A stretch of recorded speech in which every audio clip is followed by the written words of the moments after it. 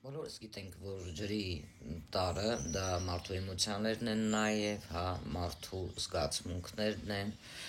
եւ այլն։ Բայց ինչպես կարելի է հասկանալ, թե ով է ջրի տարի աստվածը։ Դա Նեպտունն է, որին ասում են ասպիդ։ Ջրի մոգությունը դուք կարող եք փորձել, սա միայն մոգերի համար, կախարդ, վհուկ, ոչ մի կապ չունեն մոգության հետ։ Մոգը, ով կարողանում է տիրապետել այս ջրի մոգությանը, դուք կարող եք ձեր պրակտիկաներում սկսնակ մոգերի համար եմ սա ասում, ջրի տարբեր պրակտիկաներ, ծիսակարգեր կատարել, բայց դա պետք է արվի ամեն օր, հա, ջրի մոգությունը, որպեսզի հետագայում դուք կարողանաք տիրապետել այս մագիային։ Ընդհանրապես ջրի մոգության հետ դա նաև կապ ունի հայերին, ովքեր ծնվել են ձուկ համաստեղությամբ, նրանց համար ավելի կարևոր է սա, որովհետև շատ լավ մոգությունը ջրի եւ քաոսի ստացվում է ձուկ համաստեղությամբ ծնված մարդկանց մոտ։ Ինչու՞, որովհետև այս կախարդությունը, մոգությունը բավականին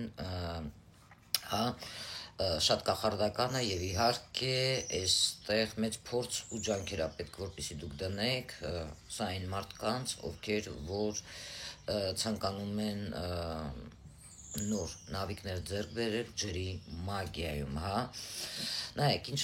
կարևոր պայման կա այստեղ։ Ջուրը ինքը երբ կանգնում է, դա լավ չի։ Ջուրը կանգնած հոտ է գալիս, հա, իսկ երբ որ դու ջուրը անընդհատ օգտագործում ես, ջուրը շարժվում է, դա արդեն լավ է։ Դու ընդհանրապես կարող ես խոսքի օրինակ, հա, քո ջուրը ուղղորդել քո ցանկությունների իրականացման, երազանքների իրականացման, բարկության հետ կապված, մարդու վախերի հետ կապված, հա, որովհետև ջուրը բավականին էմոցիաների հետ էլ կապ ունի։ Այսինքն որտեղ պատահի, որովհետև ստեղ ջրի կանգը կարող է, եթե դա քո մեջ կա, դու չանես, ինքը կանգնի, դա կարող է քո ներսից պայթի, իսկ դա այդքան էլ լավ չի։ Իհարկե, եթե ցանկանում ես փորձել ջրի մոգությունը, նոր հետո կարող ես հասնել քաոսի մագիային։ Նոր սկսնակները, ովքեր մոգ են, իրականում սա միայն նրանց համար է։